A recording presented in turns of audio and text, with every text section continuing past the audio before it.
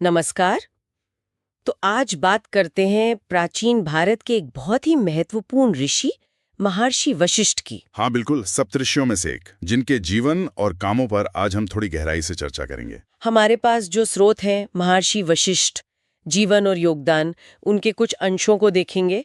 कोशिश यही रहेगी कि उनकी पहचान, उनके काम, उनकी शिक्षाएं, इनके जो खास पहलू हैं वो समझ में आए।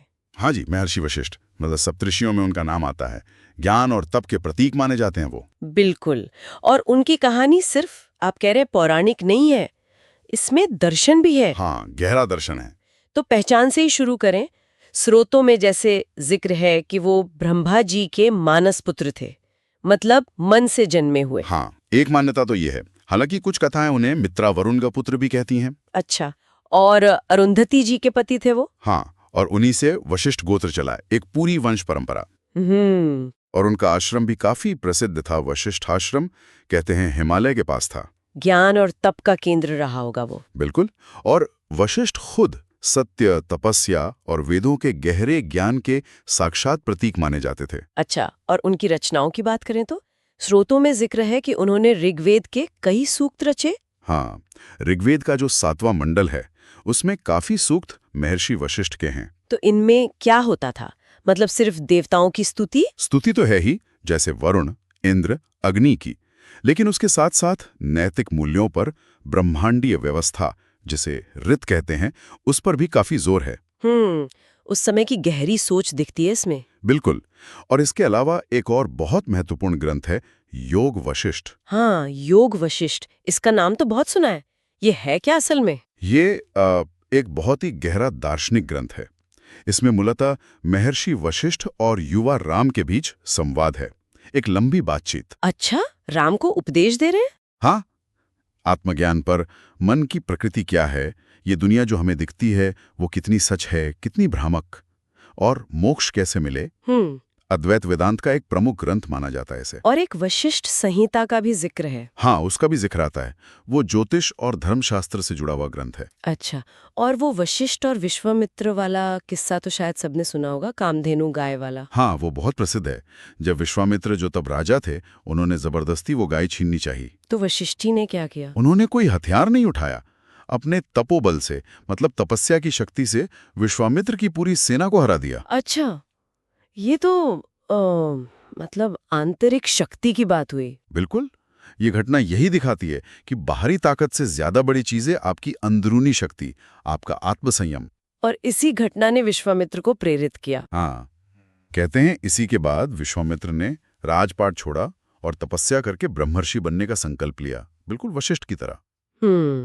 तप की शक्ति वाकई सोचने लायक है। एक और घटना का जिक्र है, उनके पुत्र शक्ति ऋषि की मृत्यु का। वो काफी दुखद प्रसंग है। हाँ, जब राक्षस कालकेतु ने उनका वध कर दिया था। कहते हैं वशिष्ठ जी इतने दुखी हुए थे कि उन्होंने आत्महत्या तक की कोशिश की। हाँ, ऐसा वर्णन मिलता है, लेकिन वो सफल नहीं हुए।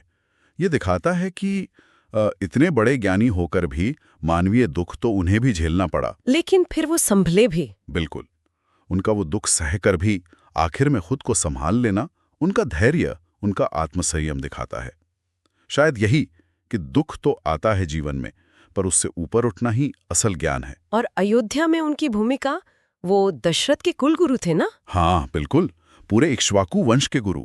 तो राम, लक्ष्मण, भरत, शत्रुघ्न, इन सबको शिक्षा उन्होंने ही दी होगी। वेद, नीति, युद्ध कला। हाँ, शास्त्रों के अनुसार उन्होंने ही सबको शिक्षित किया। और रामायण में जब राम को वनवास हुआ, तब उनका क्या रुख था? वो एक बहुत महत्वपूर्ण मोड़ है। वशिष्ठ ने, मतलब व्यक्तिगत दुख तो उन्हें भी हुआ होगा, लेकिन उन्होंने राजा के वचन और कुल की मर्यादा को देखते हुए उसे धर्मसम्मत ठहराया। यानी कर्तव्य को ऊपर रखा। हाँ, धर्म और कर्तव्य के प्रति उनकी निष्ठा दिखती है इसमें। तो अगर उनकी शिक्षाओं का सार देखें तो क्या था? किस पर वो सबसे ज्यादा जोर देते थे? देखिए, उनकी शिक्षाओं का जो केंद्र था वो था आत्मज्ञान, खुद को जानना, और विवेक, सही गलत की समझ। सत्य और धर्म का मार्ग। बिल्कुल, सत्य और धर्म पर चलना, और सबसे जरूरी, मन और इंद्रियों पर संयम रखना। अच्छा, मन पर काबू। हाँ, इसी को वो मोक्ष का रास्ता मानते थे। योग वशिष्ठ में एक बहुत प्रसिद्ध बात है, मना एव मनुष्याणाम कारणम बंध मोक्षयो। मना एव मनुष्याणाम कारणम बंध मोक्षयो, मतलब मन ही है हमारे बंधन और मुक्ति का कारण। बिल्कुल यही तो है। ये तो बहुत गहरी बात है ना? और आज भी उतनी ही प्रासंगिक है। सोचिए, हमारे सारे सुख दुख, हमारे बंधन, हमारी आजादी, सब कहीं ना कहीं हमारे मन से ही तो जुड़े हैं।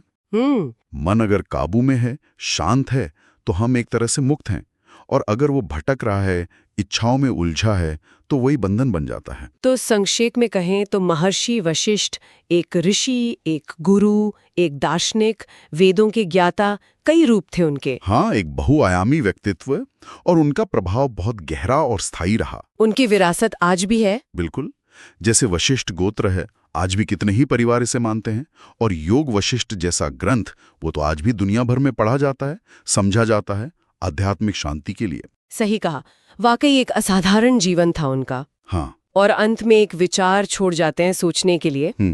महर्षि वशिष्ठ ने हमेशा बाहरी शक्ति जैसे पद या दौलत, इसके ऊपर आंतरिक शक्ति को रखा, तपोबल, आत्मज्ञान। हाँ, ये उनकी शिक्षा का केंद्र था। तो ये सोचने वाली बात है कि उनका ये नज़रिया आज की दुनिया में, जहां हम सफलता और प्रभाव को अक्सर बाहरी चीज़ों से ही मापते हैं, उसे कैसे